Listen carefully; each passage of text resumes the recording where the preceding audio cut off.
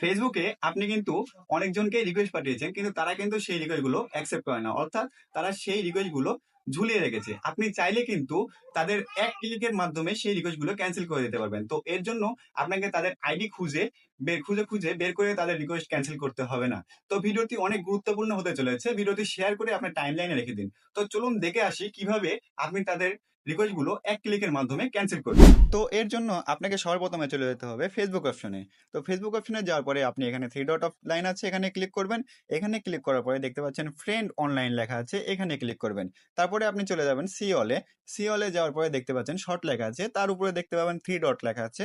Three ডটে click করবেন। Three ডটে ক্লিক করার পরে ভিউ সেন্ড রিকোয়েস্ট, তো এখানে ক্লিক করবেন। এখানে ক্লিক করার পরে আপনি দেখতে পাচ্ছেন এখানে আপনার যেগুলো রিকোয়েস্ট আপনি পাঠিয়েছিলেন সেগুলো কিন্তু এখানে চলে এসেছে। তো এখানে দেখতে পাচ্ছেন ক্যান্সেল অপশন আছে, তো আপনি এই ক্যান্সেল অপশনের উপরে এক ক্লিকের মাধ্যমে কিন্তু আপনার রিকোয়েস্টগুলো ক্যান্সেল করতে পারবেন। এবার একটু রিফ্রেশ করে দেখি।